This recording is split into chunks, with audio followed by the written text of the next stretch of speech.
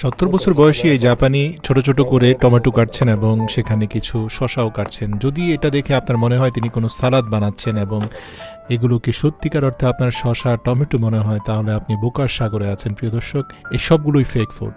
আপনি দেখতে পাবেন যে তিনি কিছু কেমিক্যাল পানির উপরে ঢালছেন এবং ঢালা কেমিক্যালের উপরে আরও কিছু পানি ছিটা দিয়ে সেগুলোকে ডানে বামে নিয়ে তিনি একটা অমলেট ডিম তৈরি করে ফেলেছেন এবং তার উপরে সাদা আরও কিছু কেমিক্যাল দিয়েছেন যাতে সেই ডিমটাকে একদম বাস্তব মনে হয়। তারপর উঠিয়ে সেটাকে যখন কাটা হচ্ছে তখন সত্যিকার অর্থে এটাকে অমলেট ডিমের মতো মনে হচ্ছে। প্রিয় দর্শক, তিনি মূলত একজন 71 বছর বয়স্ক ক্রাফটসম্যান। এমন নয় যে তিনি আসলে ফেক ফুড বানান এবং তিনি তা বিক্রি করেন। তিনি অত্যন্ত একজন ভালো মানুষ। বিভিন্ন রাসায়নিক কেমিক্যালের উপরে তার যথেষ্ট দক্ষতা আছে, কিন্তু বিশ্বব্যাপী মানুষকে ফেক ফুডের ব্যাপারে সচেতন করতে তিনি মূলত ফেক ফুড বানান। আর এছাড়াও ফেক ফুড দেখতে অনেকে আবার পছন্দ করে। তো যাই হোক প্রিয় দর্শক, আমি ধাপে ধাপে আপনাদেরকে দেখাচ্ছি। তিনি শুরুতে দেখতে পেলাম যে একটা কৃত্রিম চিংড়ি বানিয়ে ফেললেন এবং এমনভাবে চিংড়িটাকে মুখের সামনে ধরলেন যেন তিনি খেয়ে ফেলবেন। যদি ধাপে ধাপে দেখেন যে কিভাবে চিংড়ির নিচের লেজের লাল অংশটা তৈরি হলো, মধ্যখানের মাংসল অংশটা তৈরি হলো এবং এর উপরে ফ্রাইড করা চিংড়ির মতো শেপ তিনি তৈরি করলেন। মানে সবগুলো ব্যাপারই আপনি যদি দেখেন যে তার সেখানে অনেকগুলো কেমিক্যালের ডিব্বা রয়েছে, এক একটাতে এক এক রকমের রং রয়েছে এবং এক একটা কেমিক্যাল পানির উপরে যখন পড়ে সেগুলোর এক এক ধরনের প্রতিক্রিয়া হয়। সেগুলো তিনি খুব ভালোভাবে জানেন যেহেতু তিনি একজন ক্রাফটসম্যান।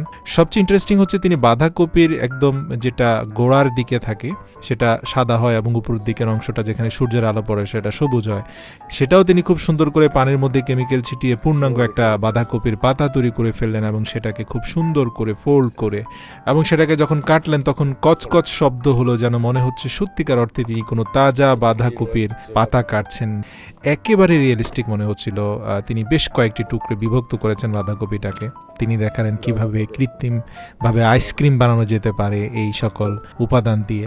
তো প্রিয় দর্শক, শুধু তাই নয়, তিনি পূর্ণাঙ্গ মাংস বা রামেন বা স্যুপের মধ্যে যে পাতলা মাংসের টুকরো সেদ্ধ করা হয় সেই মাংসের টুকরো পর্যন্ত তিনি এই পানির উপরে তৈরি করে ফেলেন এবং ন্যাচারাল মাংসের ভেতরে যেরকম একটা চর্বির লেয়ার থাকে সেরকম লেয়ার পর্যন্ত তিনি এই কেমিক্যাল দিয়ে ক্রিয়েট করলেন। তো তার এখানে আপনি দেখবেন যে এক একটা বক্সে এক এক রকমের বস্তু আছে। এগুলো সবই ফেক ফুড। ফেক ভুট্টা, ফেক চিংড়ি, ফেক ডাল, ফেক মশলা, ফেক বাদাম, বিভিন্ন রকমের বস্তু আছে, এমনকি ফেক নুডলস আছে।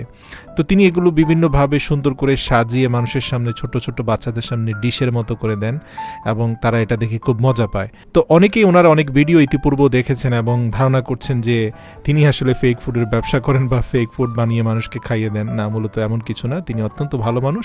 এটা আসলে মূলত একটা শো মানুষকে সচেতন করার জন্য এবং যাতে মানুষ দেখে এবং শিখে এবং বুঝতে পারে। আর এছাড়াও ফেক ফুড বানানোটাকে একটা শিল্প হিসাবে দেখা হয়। অনেকে শুধুমাত্র এন্টারটেইনমেন্টের জন্য এখানে আসেন। আপনি দেখতে পাবেন যে তিনি মিষ্টান্ন মানে বিভিন্ন ধরনের ডেজার্ট তিনি তৈরি করে ফেলছেন খাওয়ার পরে, যেটা ফালুদা বা আইসক্রিম, সেগুলোও তিনি বানিয়ে ফেলছেন। তো প্রিয় দর্শক, এই ভিডিওতে আসলে 2%ও দেখানো সম্ভব হয়নি। অ্যাকচুয়ালি তিনি আসলে কম বেশি 750 থেকে 800 রকমের ফুড তিনি বানিয়ে দেখেছেন এই পর্যন্ত মানুষকে এবং তার এই শোতে অসংখ্য মানুষ টিকিট কেটে আসে এবং এই শো দেখিয়ে তিনি যে উপার্জন করেন সেটা দিয়ে তার পরিবার চলে।